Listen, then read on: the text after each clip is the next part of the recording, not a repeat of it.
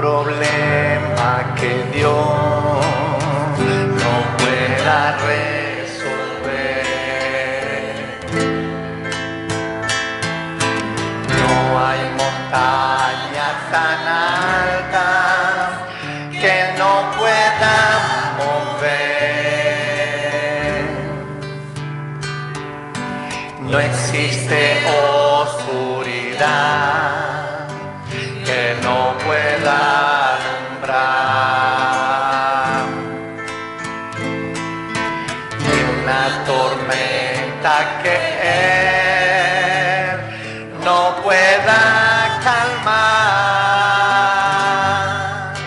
Si Él cargó la maldad de este mundo sobre sus hombros, mira mi hermano, yo sé que te puede llevar. Si Él cargó la maldad de este mundo sobre sus hombros, yo sé mi hermana que Él te puede cargar. Él dice vengan a mí todos los cansados, que en mí descansarán.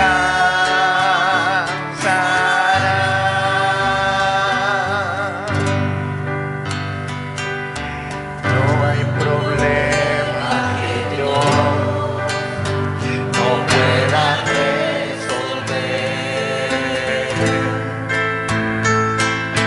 No hay montaña tan alta que Él no pueda mover. No existe oscuridad que no pueda alumbrar, una tormenta que Él no pueda calmar. Si Él cargó la maldad de este mundo sobre sus hombros,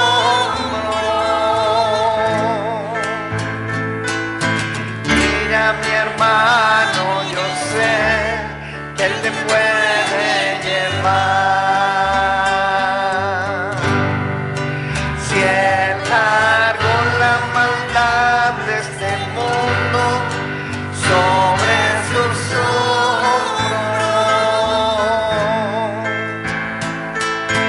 mira mi hermana que Él te puede cargar. Dice vengan a mí todos los cansados, que en mí descansarán.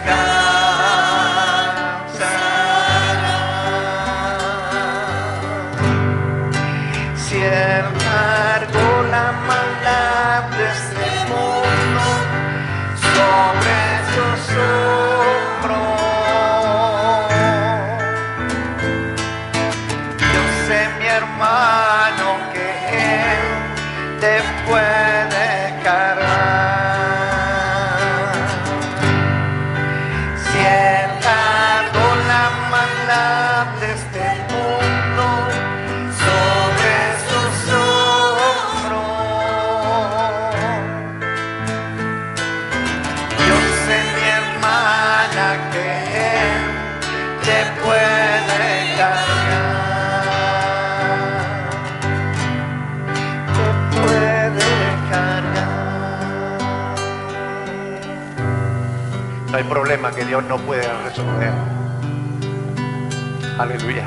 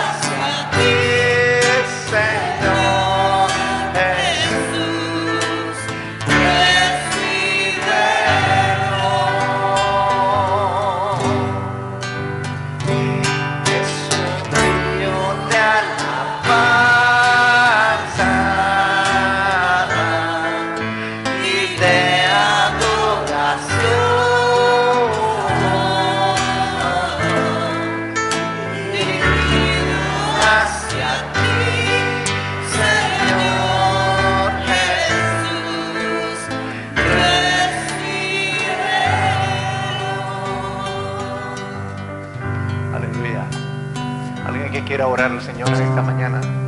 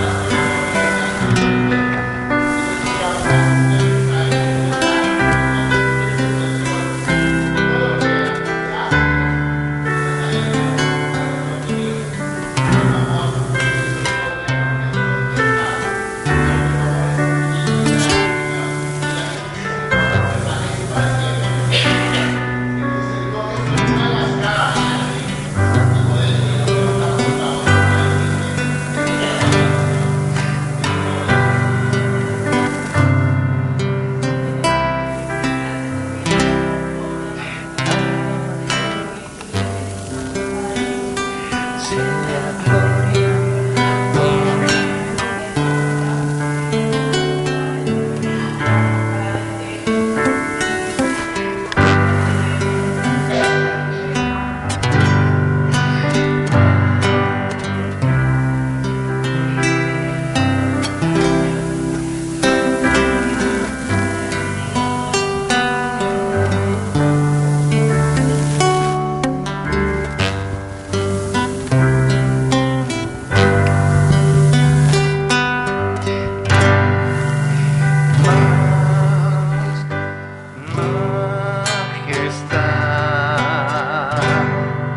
Adora su majestad. A Jesús sea gloria, honra y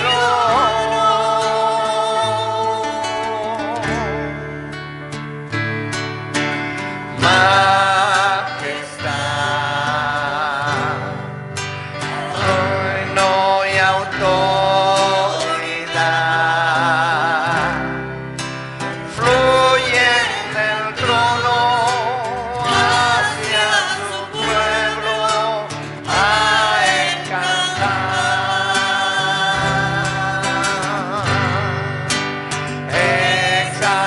exaltar y proclamar el nombre de Cristo, magnificar, glorificar a Cristo el Rey.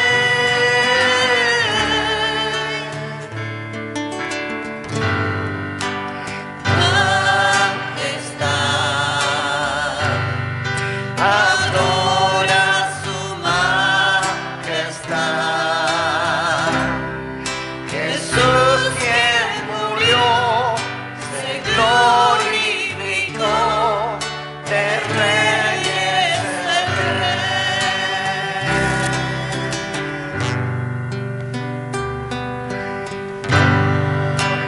Majestad, adora su majestad. Adórenle.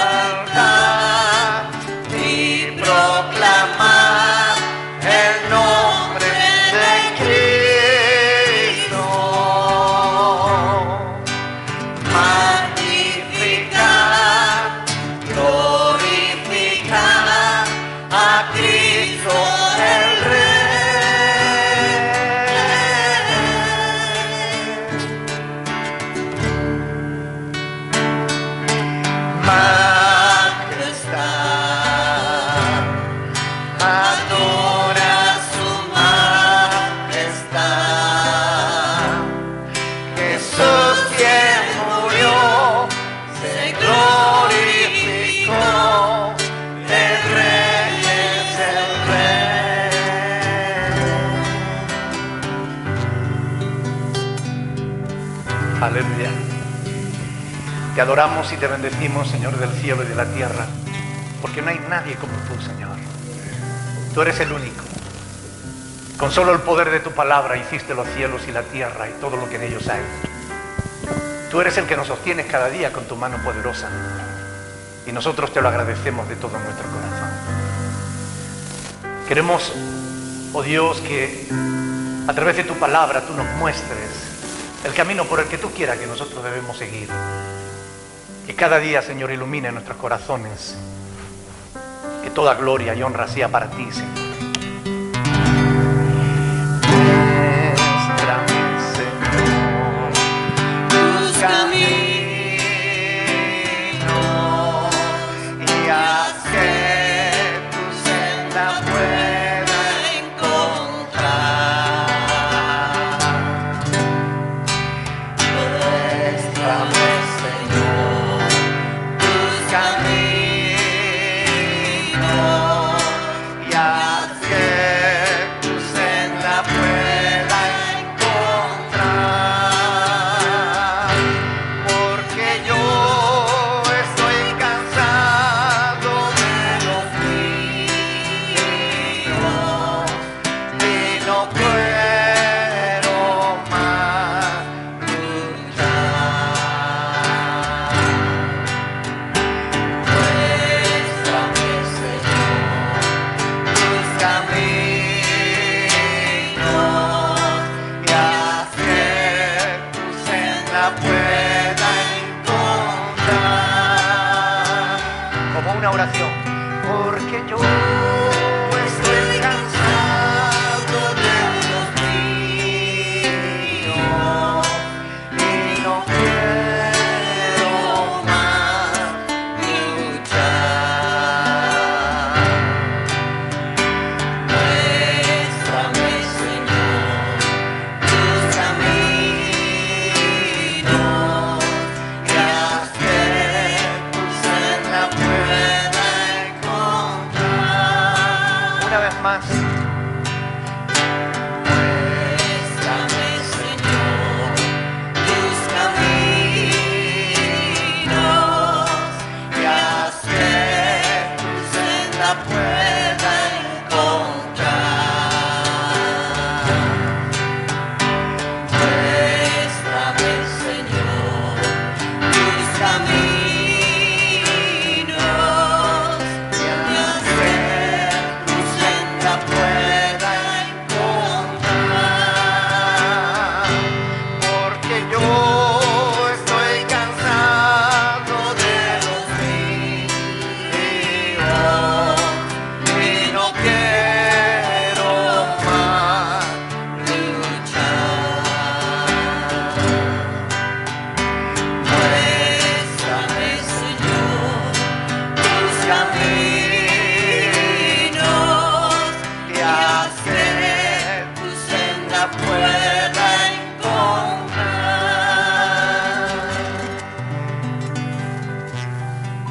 Aleluya. Alguien que esté cansado de sus propios caminos y quiera de verdad caminar en los caminos del Señor.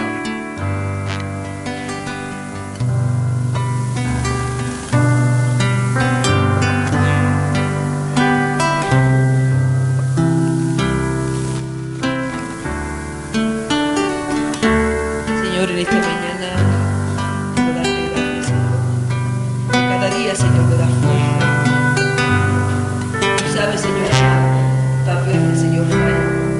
Cuántas veces caigo, Señor.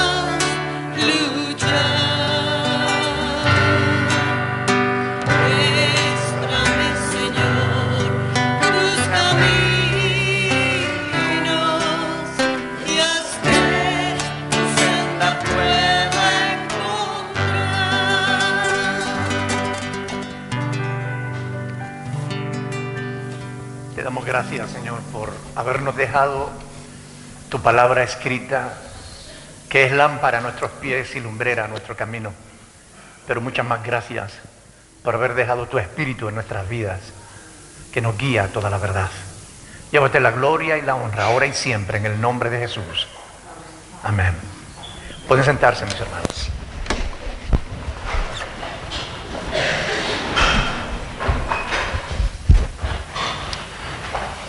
Quiero dar la bienvenida a todos los que llegaron después de la oración.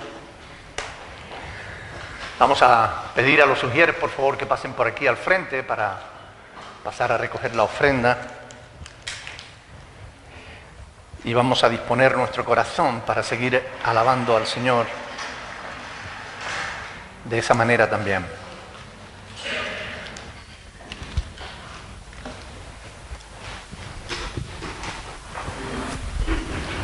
Señor, estamos muy agradecidos contigo, Padre. Gracias por permitirnos estar aquí en este lugar hoy, Señor. Gracias por permitirnos alabarte y glorificarte, Señor, como solo tú lo mereces, Padre. Queremos también ser agradecidos por medio de estas ofrendas, Señor, reconociendo que tú eres nuestro proveedor, Señor, que tú nos das más de lo que merecemos, más de lo que necesitamos, Señor. Amén. Queremos también, Señor, agradecerte por todo, Señor, por medio de estas ofrendas, Señor, para tu iglesia, para las necesidades, Señor, de esta congregación. Ayúdanos, Señor, a ser conscientes del privilegio que tenemos, Señor, que participemos, Señor, también con ese amor y con ese mismo gozo, Señor, con el que te alabamos, y que podamos, Señor, aportar para las necesidades, Señor, que son muchas. Amén. Queremos rogarte, Señor, especialmente por los proyectos que tenemos como iglesia, Señor. Ayúdanos, Señor, con ese viaje misionero que tenemos, Señor, con ese proyecto tan grande, Señor, que es para glorificarte a ti, Señor. Llévate tú la gloria, Señor. Bendice, Señor, estas ofrendas y bendice, Señor, a las personas que tampoco tienen empleo, Señor, pero que en su corazón está el deseo de poder agradarte, Señor. Gracias por esta mañana, en el nombre de Jesús. Amén. Amén. Aleluya. Mientras que las hermanas pasan a recoger la ofrenda, quiero dar saludos de los pastores Andrés y Katia, que están de viaje, como saben, pasando mucho frío. Yo no sé si ustedes han visto las fotos, pero se ven los coches con los cristales totalmente helados. En una de las fotos el pastor Andrés parecía una musulmana. Se le veía solamente los ojitos de frío que la criatura tiene que estar pasando allí. Pero se lo están pasando bien porque están con la familia y los chicos se lo están pasando también bien. Qué bueno. Damos gracias al Señor porque permite que sus siervos puedan descansar un poco. Como saben, estamos estudiando la carta del apóstol Pablo a los Gálatas. Hemos estudiado el capítulo 1 y en esta mañana vamos a leer Gálatas capítulo 2, versículos del 1 al 10. Quiero que presten mucha atención porque realmente es un pasaje que no tiene desperdicio. Bueno, nada de la Biblia tiene desperdicio, ¿verdad? Vamos a leer, ya terminaron las hermanas, entonces nos ponemos de pie, por favor, para leer Gálatas capítulo 2, versículos del 1 al 10. ¿Lo tienen? Presten atención porque sobre esto es sobre lo que vamos a meditar en esta mañana.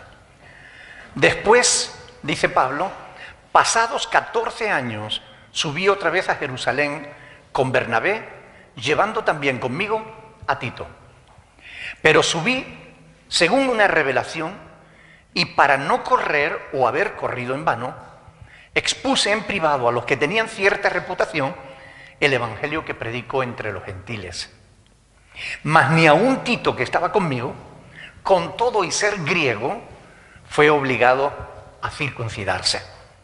Y esto a pesar de los falsos hermanos, introducidos a escondidas, que entraban para espiar nuestra libertad en Cristo que tenemos, nuestra libertad que tenemos en Cristo Jesús, para reducirnos a esclavitud, a los cuales ni por un momento accedimos a someternos para que la verdad del Evangelio permaneciese con vosotros. Pero de los que tenían reputación de ser algo, lo que hayan sido en otro tiempo, nada me importa. Dios no hace acepción de personas. A mí, pues, los de reputación, nada nuevo me comunicaron. Antes, por el contrario, como vieron que me había sido encomendado el evangelio de la incircuncisión, como a Pedro el de la circuncisión, pues el que actuó en Pedro para el apostolado de la circuncisión, actuó en mí para con los gentiles, y reconociendo la gracia que me había sido dada, Jacobo, Cefas y Juan, que eran considerados columnas, nos dieron a mí y a Bernabé la diestra en señal de compañerismo, para que nosotros fuésemos a los gentiles y ellos a los de la circuncisión. Solamente nos pidieron que nos acordásemos de los pobres, lo cual también procuré con diligencia hacer. Hasta aquí la palabra del Señor. Padre del cielo, te damos muchas gracias, Señor, por habernos dejado esta palabra escrita, para que no andemos en los caminos de nuestro propio corazón, sino siguiendo en la revelación que tú has dejado escrita por aquellos santos hombres de Dios que escribieron siendo inspirados por tu Espíritu Santo. Ahora te rogamos en el nombre de Jesús, ayúdanos a entender tu palabra, a meditarla, a profundizarla, de tal modo que podamos sacar de ellas, Señor, tu voluntad para nuestras vidas, que podamos conocer qué es lo que tú quieres y esperas de cada uno de nosotros. Danos discernimiento, danos entendimiento, sabiduría, Señor, en el nombre de Jesús. Amén. Pueden sentarse, mis hermanos. Esta carta del apóstol Pablo a los Gálatas es considerada la carta magna de la libertad cristiana, porque habla justamente de eso, ¿no? Y vamos a ver, vamos a hablar sobre ese tema también, ¿no? Pero en el pasaje que acabamos de leer, vamos a ver la diferencia de 4 cuestiones importantes. En este pasaje vamos a ver que no es lo mismo la religión que la espiritualidad. Hay diferencias entre lo que es religión y lo que es espiritualidad. Vamos a ver que no es lo mismo ser íntegro que ser un hipócrita. No es lo mismo, hay diferencia. Hay diferencia entre lo que es la autoridad y lo que es la jerarquía. Hay diferencia. Y vamos a ver que es diferente el egoísmo que el amor. Estos son los 4 puntos que vamos a ver meditando justamente en estos pasajes que acabamos de leer a continuación. Primer punto, diferencia entre religión y espiritualidad. Ya hemos visto que la fe de los Gálatas estaba en peligro por aquellos judaizantes, ¿verdad?, que estaban pervirtiendo la verdad del Evangelio, tratando de llevar a los creyentes a lo que es la práctica de los legalismos, de las costumbres judías. El propósito de esta carta era enfrentar ese ataque que la Iglesia estaba recibiendo. La religión legalista, llena de costumbres, de tradiciones, es el escondite perfecto para aquellos que, sin haber nacido de nuevo, quieren sentirse buenas personas.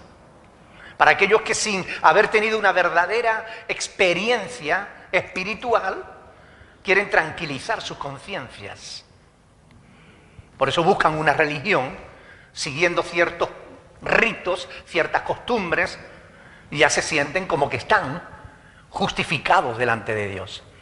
Pero déjenme decirles, la religión no justifica a nadie, ni siquiera la religión cristiana, y esto lo quiero explicar, ni siquiera la religión cristiana. Es decir, que tú vengas al culto todos los domingos, que tú leas la Biblia e incluso ores, que tú tengas una vida religiosa, no te justifica delante de Dios. Lo que te justifica delante de Dios es la fe, auténtica fe, que te lleva a una experiencia personal con Dios de auténtica conversión. La fe que es real te cambia la vida. No puedes seguir siendo la misma persona. Y hay muchos que yendo año tras año a la iglesia, siguiendo las costumbres cristianas, entre comillas, hablando en un lenguaje cristiano, después tienen una vida que no tiene nada que ver con la fe cristiana. Repito, no es lo mismo religión que espiritualidad. Se puede tener una religión y no ser espiritual.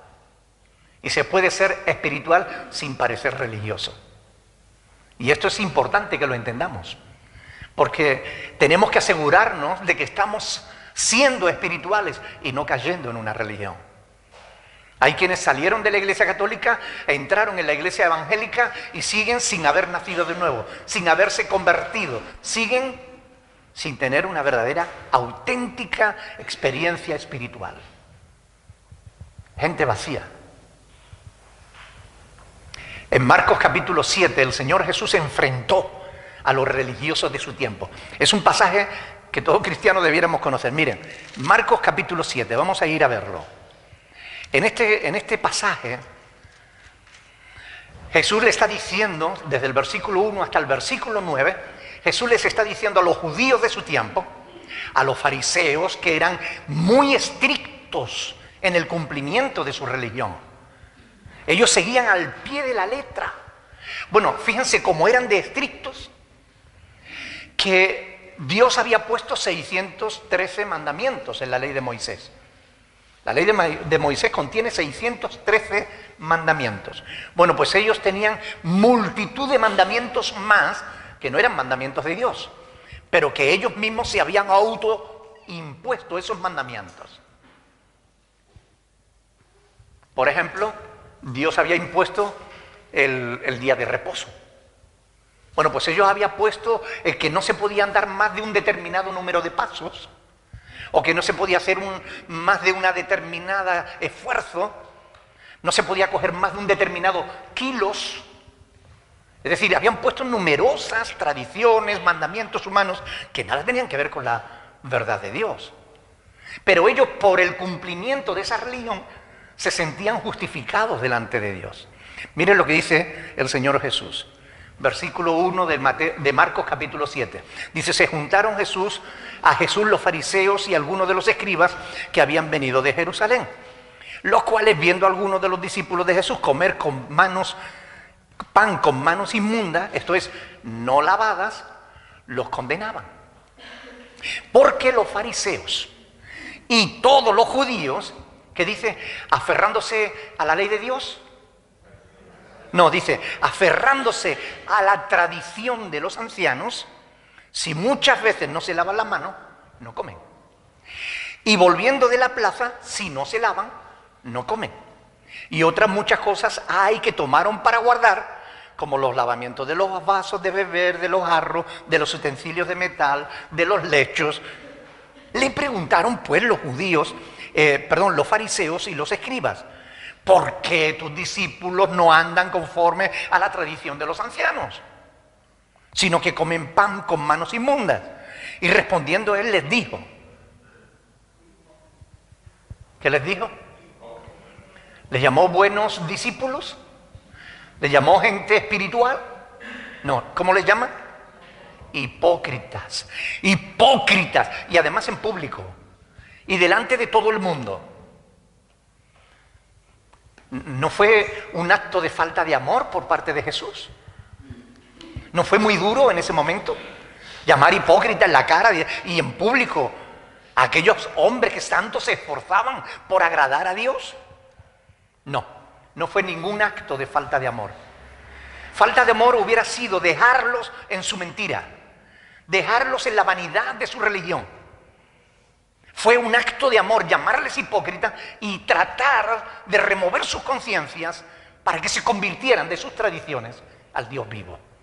Jesús les dijo, hipócritas, bien profetizó de vosotros Isaías, como está escrito, este pueblo de labios me honra, mas su corazón está lejos de mí. Pues en vano me honran enseñando como doctrinas mandamientos de hombre, porque dejando el mandamiento de Dios, os aferráis a la tradición de los hombres, los lavamientos de los jarros y de los vasos de beber, y hacéis otras muchas cosas semejantes. Y les decía también, bien invalidáis el mandamiento de Dios para guardar vuestra tradición. Estos fariseos y escribas creían que estaban agradando a Dios con su religión, porque eran estrictos en el cumplimiento de su religión. Es como algunos hoy en día que no faltan un domingo a la iglesia. No, es el día del Señor, hay que ir. Es pecado faltar a la iglesia. Cumplen con mandamientos que ni siquiera son mandamientos de Dios para la iglesia. Pero después tienen vidas que no son espirituales. Estas mismas palabras que el Señor le llamó a estos escribas y fariseos, las oirán muchos el día del juicio. Hipócritas.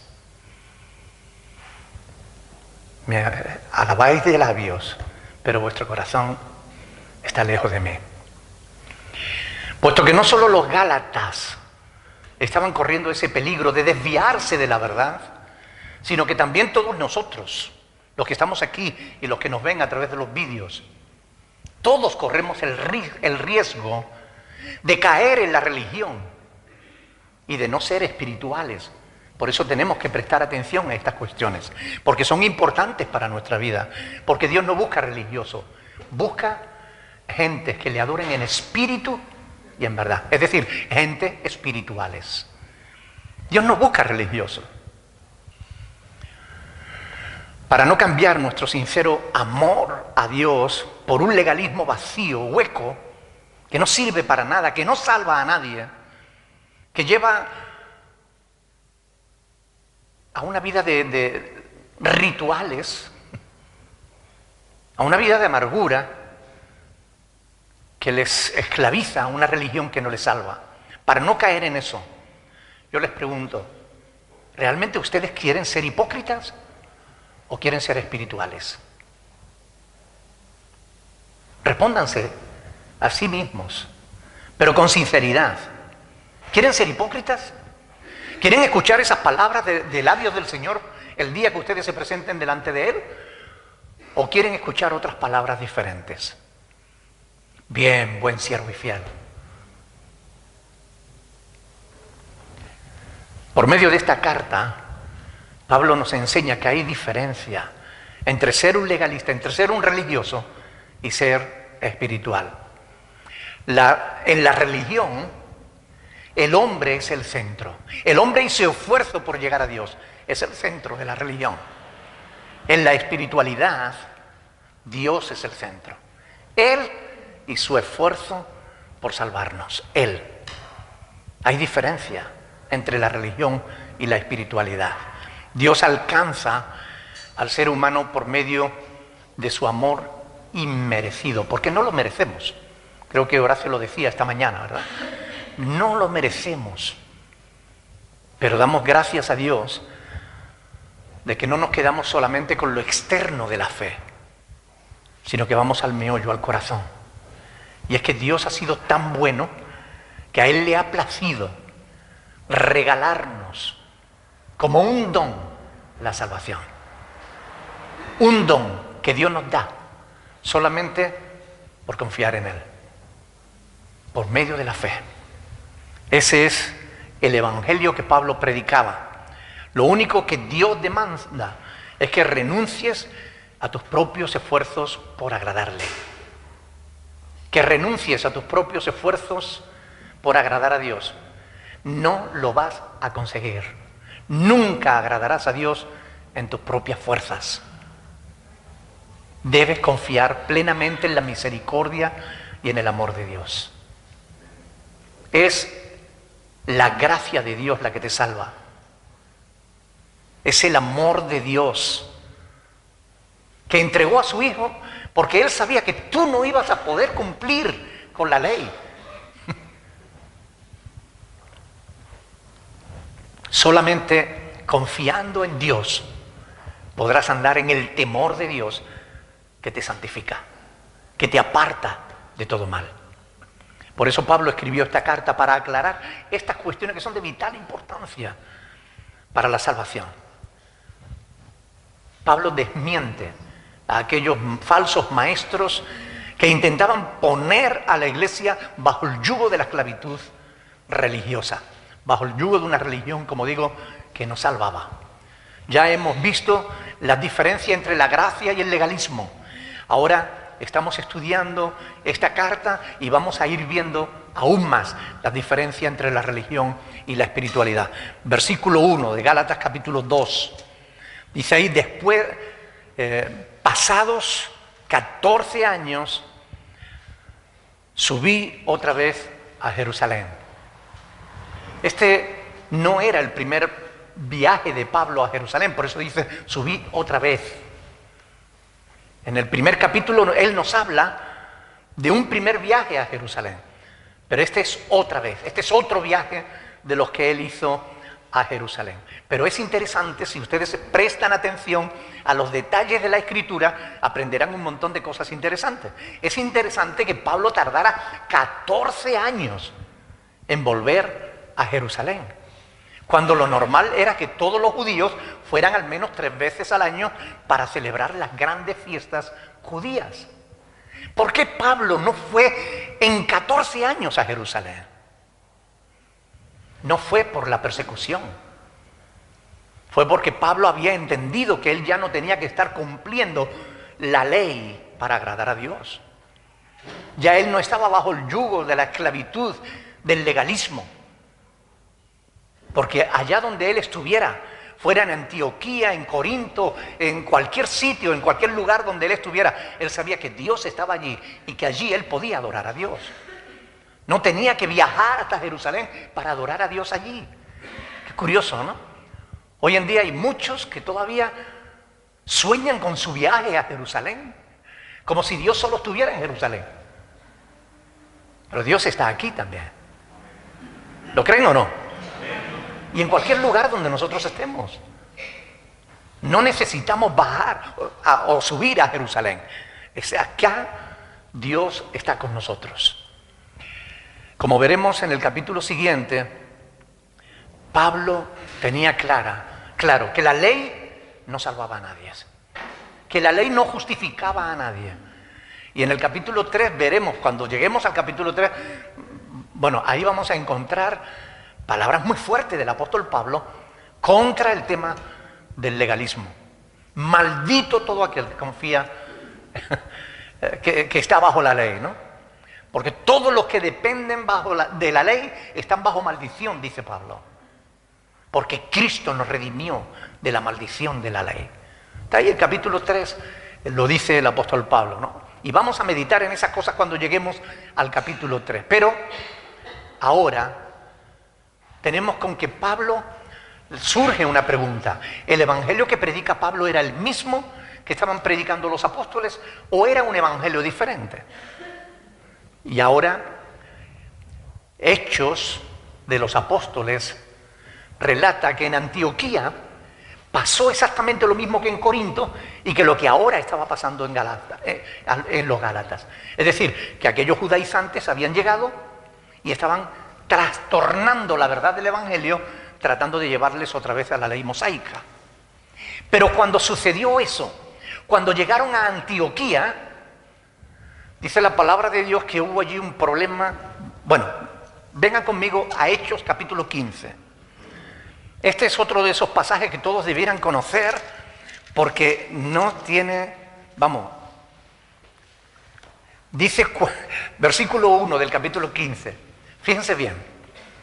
Entonces, algunos que venían de Judea enseñaban a los hermanos, fíjense lo que les enseñaba. Si no os circuncidáis conforme al rito de Moisés, ¿qué decía? No podéis ser salvos.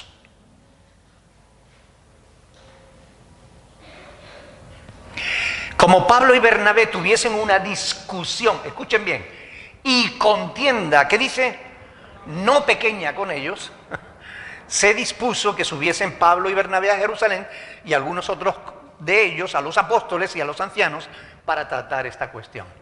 De este viaje es del que Pablo está hablando en Gálatas 2, versículo 1. Después de 14 años subí de nuevo a Jerusalén, otra vez. Por el problema que había surgido con estos judaizantes. Una discusión no pequeña. Y contienda. Vamos, que yo no sé si allí llegó a haber tortas. Pero si no las hubo, poco faltó. Porque no se quedó solamente en una discusión, sino que fue una contienda. ¿Qué es una contienda? Una batalla. Y es que hay que defender la verdad. En este encuentro se produce, cuando Pablo va a Jerusalén con Bernabé y con Tito, se produce el primer concilio de toda la historia de la Iglesia. Lo tenemos aquí, en el capítulo 15 de Hechos de los Apóstoles. De Jerusalén mismo habían salido aquellos que trastornaban a las iglesias que Pablo estaba fundando. Pero miren, el hecho de que Pablo se arriesgase a ir a Jerusalén, donde los propios apóstoles le podían desautorizar, indica el nivel de integridad moral y espiritual del apóstol al poner a prueba su ministerio y su fe. Siglos más tarde, Martín Lutero haría exactamente lo mismo en la Dieta de Worms. Cuando el Papa lo llamó para que se retractase de su fe, él llegó a decir lo siguiente, quiero leérselo literalmente para que entiendan lo que él dijo. Que se me convenza mediante testimonios de la Escritura y claros argumentos de la razón, porque no le creo ni al Papa ni a los concilios, ya que está demostrado que a menudo han errado, contradiciéndose a sí mismos. Por los textos de la Sagrada Escritura que he citado, estoy sometido a mi conciencia y ligado a la palabra de Dios. Por eso no puedo ni quiero retractarme de nada, porque hacer algo contra la conciencia no es seguro ni saludable. Esas fueron las palabras de Lutero ante la Dieta de Worms en 1520 o 21.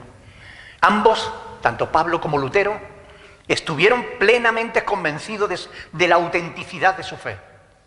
Pero también ambos estuvieron dispuestos a ponerla a prueba. Muéstrenme por las Escrituras si estoy equivocado. Y este es el segundo punto que es importante, aprender a diferenciar entre el íntegro y el hipócrita. El hipócrita ya sabemos cómo es. Pero Pablo dice aquí en el versículo 2 de Gálatas 2, dice, para no correr o haber corrido en vano. Es decir, Pablo subió a Jerusalén, en la versión de la Palabra Viviente dice, quería asegurarme de que estábamos de acuerdo, es decir, los apóstoles y él, porque temía que todos mis esfuerzos hubieran sido inútiles y que estuviera corriendo en vano. Esta actitud del apóstol Pablo, de estar dispuesto a probar su propia fe, su propio ministerio, precisamente porque los hombres somos falibles, todos nosotros somos falibles, y no solamente nos podemos equivocar, sino que nos equivocamos. Precisamente por eso, hasta los papas se equivocan, oiga. Y los papas evangélicos también. ¿Ustedes sabían que hay papas evangélicos? Hay quien dice que en cada evangélico hay un papa. Mire, personalmente, yo estoy abierto a rectificar cualquiera de las doctrinas que yo predico y enseño. Estoy abierto al diálogo, a la discusión, siempre que sea en base a la palabra de Dios. Ahora, de ningún modo, bajo ningún concepto, admitiré jamás autoridad alguna que esté por encima de Dios o de su palabra. Yo oro de verdad, de todo mi corazón, porque los pastores del mundo tengan la actitud, el valor que tuvo Pablo de poner a prueba su fe. Porque si todos los pastores tuvieran esa misma actitud, no habría problema para sentarnos en una mesa con la palabra de Dios abierta e invocar la presencia del Espíritu Santo para que nos ponga de acuerdo en una misma mente y en un mismo corazón.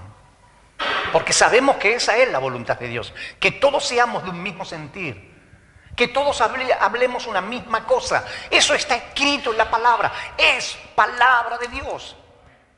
Sin embargo, cada uno dice una cosa diferente. Y uno predica un evangelio y otro distinto.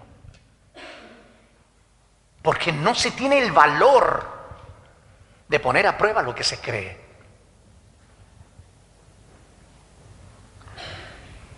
Y ahí vemos la diferencia entre el hipócrita que prefiere seguir aferrado a lo que cree aunque sea mentira, al íntegro que está dispuesto a arriesgarlo todo por tal de estar en la verdad. Yo siempre que alguien contradice algo de lo que yo enseño, yo digo, yo estoy abierto, por favor, si estoy equivocado, enséñeme. Yo soy el menos interesado en estar en mentirse a sí mismo. Yo soy el menos interesado en engañarse a sí mismo o en engañar a nadie.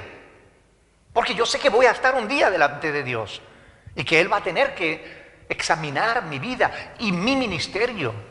Lo que yo enseño, lo que yo hablo, lo que yo predico, va a ser reprobado o aprobado por Dios. Por tanto, si estoy equivocado, yo invito a todo el mundo, por favor enséñenme. Pero enséñenme en base a la Escritura. No me enseñen en base a que grandes siervos de Dios siempre han dicho, mire, eso no me importa lo que digan los grandes siervos de Dios, porque yo no considero gran siervo de Dios a nadie más que a Cristo, o que a Pedro, o que a Pablo, o que a Juan, que son los que veo en la Biblia. Porque estos al menos hablaron siendo inspirados por el Espíritu Santo. Es la Escritura la base de nuestra fe. Y la integridad está en estar abierto al diálogo, en estar abierto a tener que rectificar. Mire, yo he rectificado a lo largo de mi vida cristiana y a lo largo de mi ministerio. He tenido que rectificar. Cuando estudiando la Escritura me he dado cuenta de que estaba equivocado. Y he tenido que reconocerlo, pedir perdón a Dios, a la iglesia y seguir adelante. Porque esa es la actitud que Dios espera de cada uno de nosotros. Que estemos en la verdad, que andemos en la verdad. Todos aquellos que se niegan a probar su fe, a sentarse con otros y dialogar sobre ella, creo que están en un nivel de autoridad que no les corresponde. Porque es la palabra la que debe estar por encima de todo y no nadie por encima de la palabra. Pablo fue a los apóstoles reconociendo la autoridad de los apóstoles y se sentó con ellos y debatió y dialogó. Si hubiera estado equivocado, los apóstoles lo hubieran rectificado, pero ¿saben qué? No le rectificaron en nada. El evangelio que predicaba Pablo era el mismo evangelio que estaba predicando Pedro y los demás apóstoles.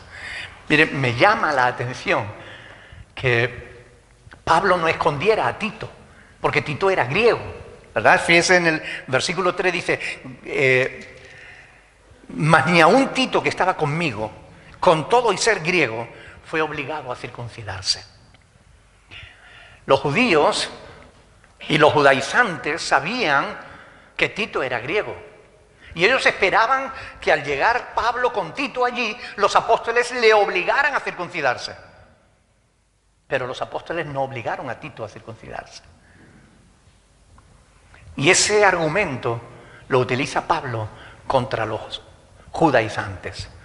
Si los apóstoles le hubieran obligado a Tito a circuncidarse, hubieran puesto la iglesia de nuevo en el antiguo pacto, de nuevo bajo la ley.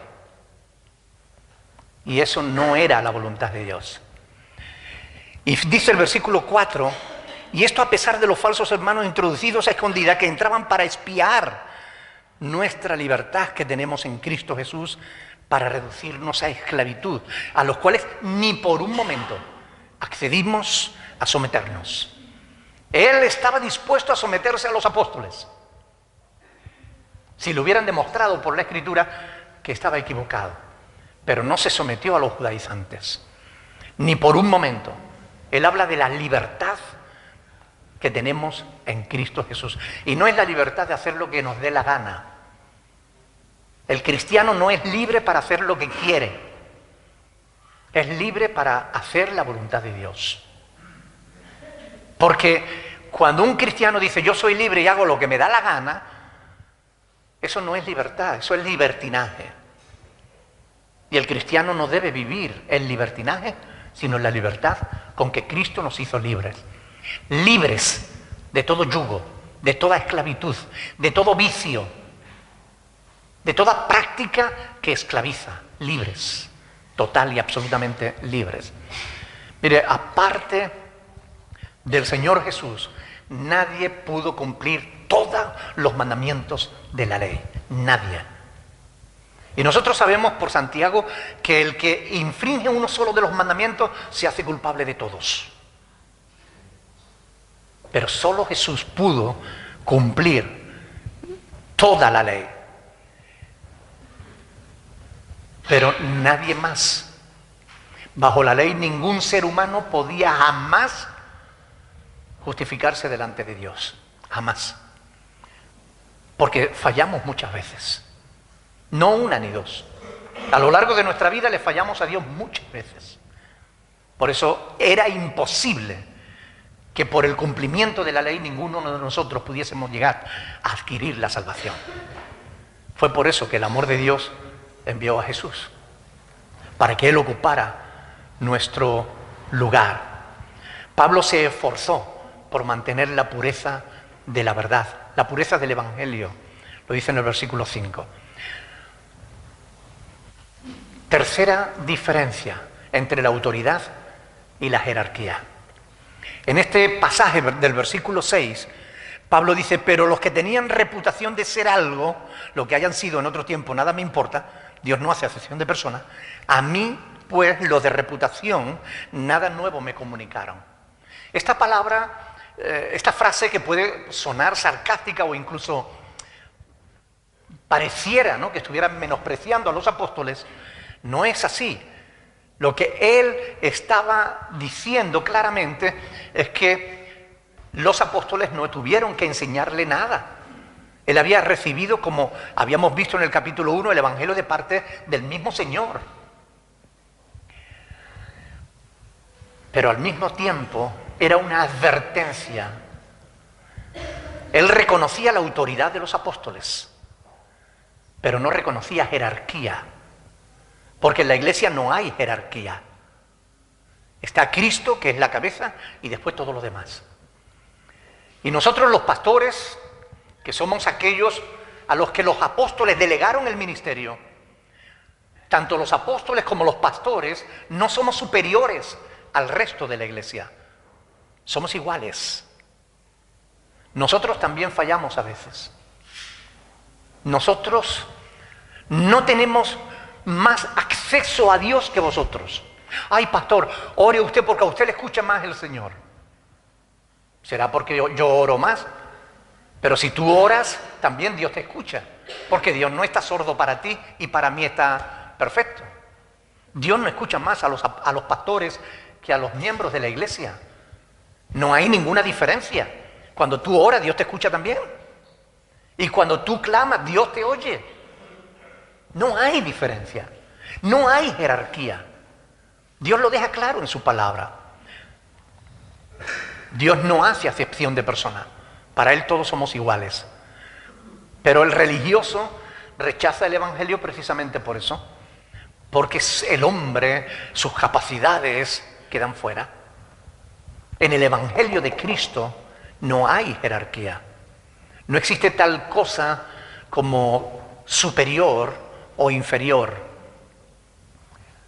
Pablo le dice a esos que pretendéis exaltar vosotros, porque los judaizantes daban a entender como que ellos venían de parte de los apóstoles, que los apóstoles les respaldaban, y ellos como casi que adoraban a los apóstoles, ¿no? Pablo le dice, bueno, pues eso a mí no me enseñaron nada. Como diciendo, yo soy uno más, como ellos. Y no es que él quisiera provocar una rebelión contra la autoridad. Él admitía la autoridad dentro de la iglesia, porque Dios ha establecido niveles de autoridad. Autoridad y sujeción.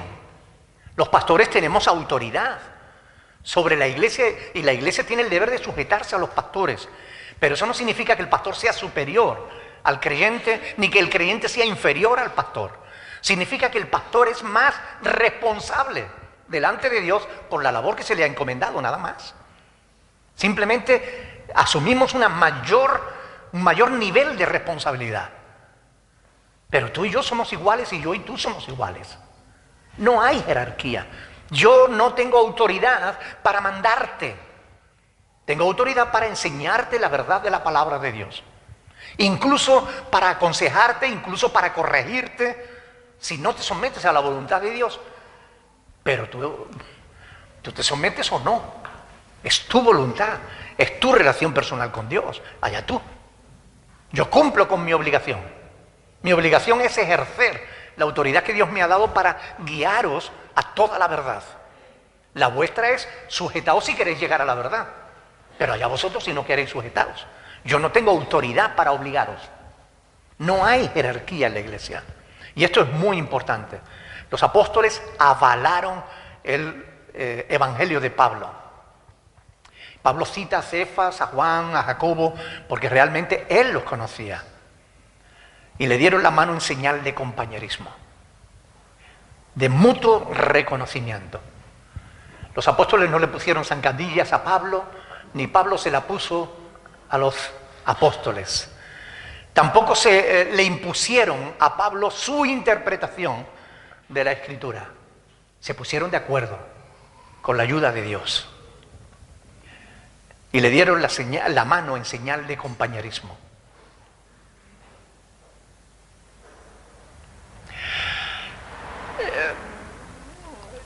Lo último es que les encargaron, lo que sí les encargaron los apóstoles fue, como dice ahí en el versículo 10, nos pidieron que nos acordásemos de los pobres. Y aquí tenemos que aprender la diferencia entre el amor y el egoísmo. No es lo mismo el egoísmo que el amor. Los cristianos somos llamados a amar a nuestros semejantes. Somos llamados a atender a los pobres. Los apóstoles no le exigieron a Pablo sus diezmos, ni sus primicias, ni nada de eso. No le exigieron $50,000 para que él pudiera establecer su propia franquicia. No le exigieron nada de eso, como algunos falsos apóstoles hacen hoy en día. No le vendieron la unción de Dios a Pablo, porque Pablo sabía que todos los cristianos tenemos la unción del Santo.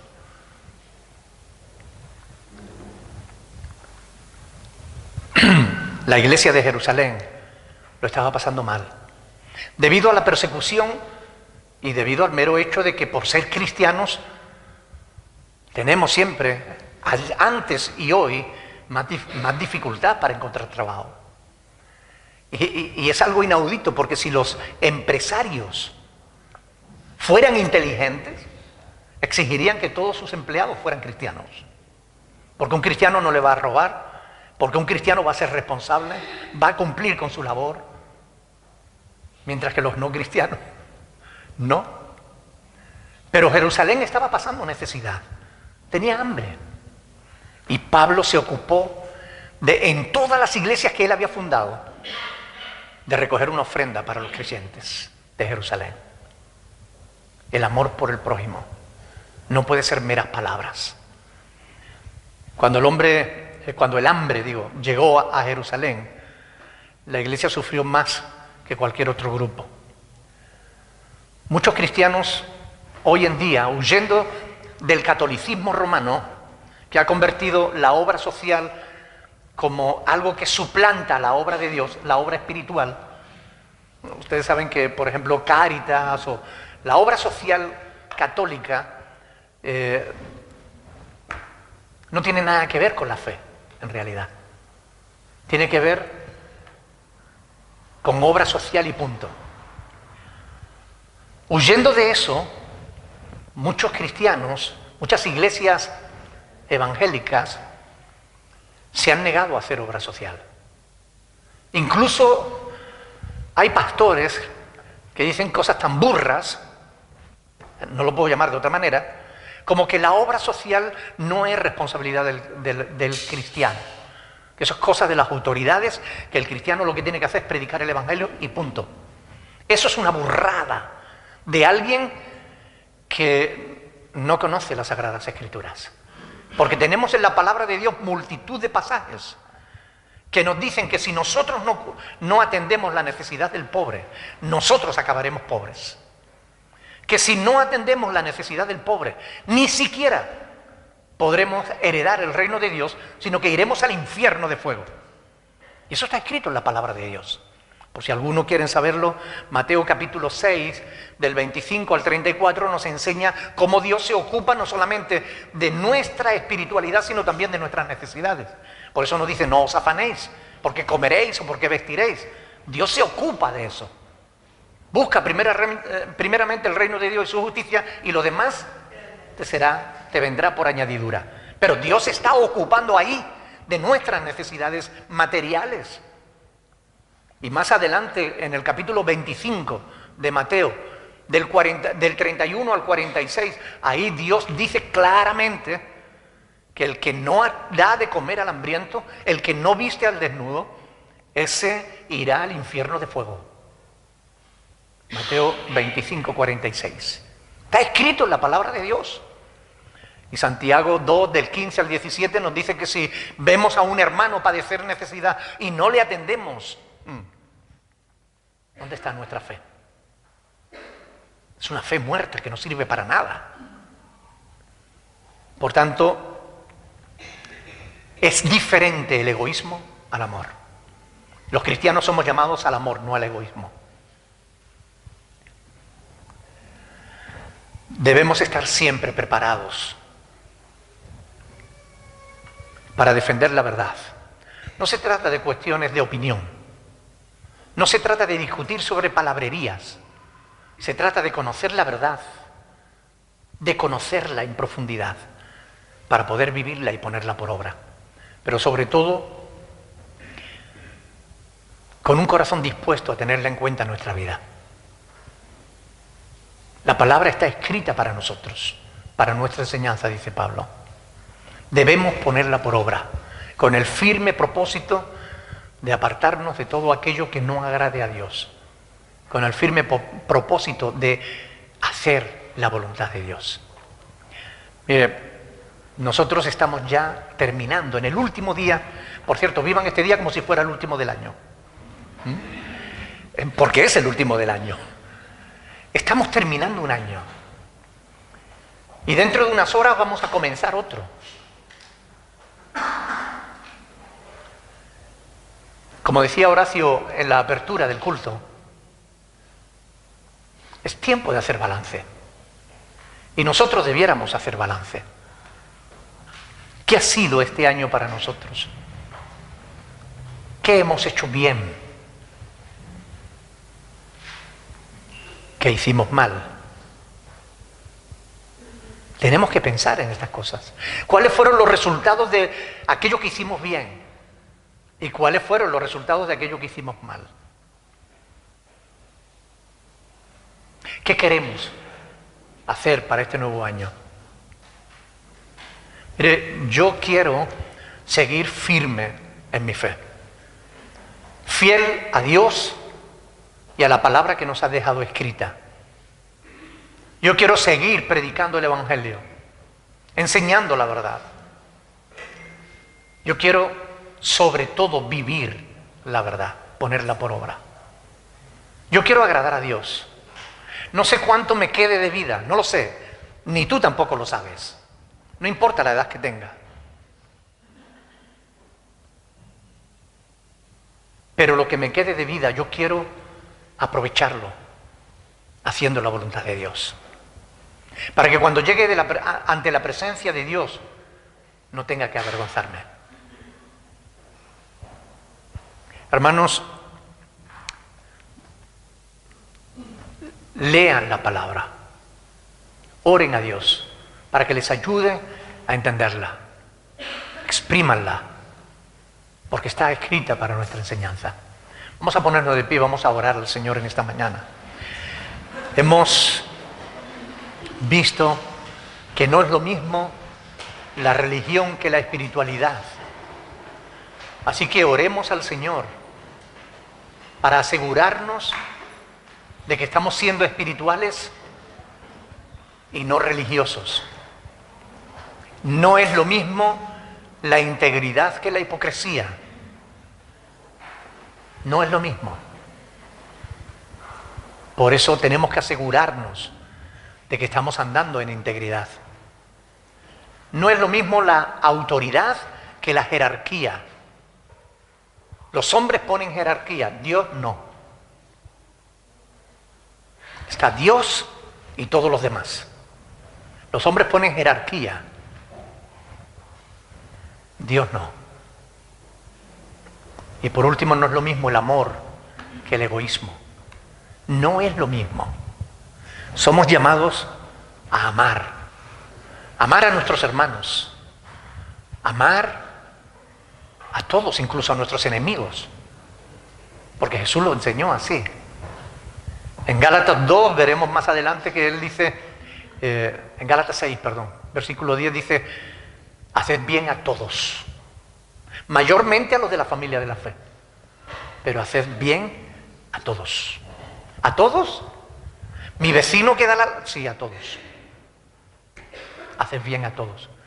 Amemos aún a nuestros enemigos. Demos gracias a Dios por habernos dejado una palabra que nos ayuda a conocer la voluntad de Dios y a vivir de una manera diferente a como vive la mayoría de la gente. Me gustaría que orásemos al Señor. 2 personas. De forma breve, no hace falta que hagan oraciones largas. No tienes que orar por los alimentos ni por tu mamá. Vamos a orar por la palabra, para pedirle a Dios que nos ayude a ponerla por obra. Amén. Sí, Padre, te damos muchísimas gracias, Señor, permitiéndonos escuchar tu palabra, Señor, por permitirnos disfrutar de ella. Queremos, Señor, pedirte, Señor, que tu palabra perdure en cada uno de nosotros, Señor, que podamos hacer de ella, Señor, mostrar, Señor, lo que tú haces en cada uno de nosotros, vivirla, Padre. Gracias por ser tan bueno, Señor. Gracias por escucharnos, por poder escuchar tu palabra, Dios de los cielos.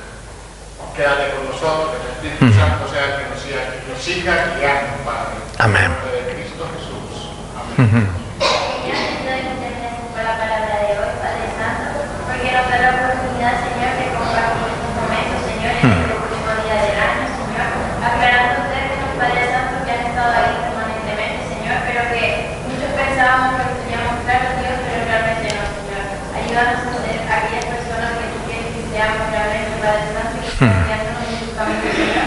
En este nuevo año que vamos a comenzar, Padre Santo, oro por cada una de las personas que estamos aquí, Señor, y que cada uno de nosotros tengamos un buen año, Padre Santo, un fin de año, pero contigo, Señor. Y comenzar el próximo año también contigo, Padre Santo. Te doy muchísimas gracias. Amén. Amén.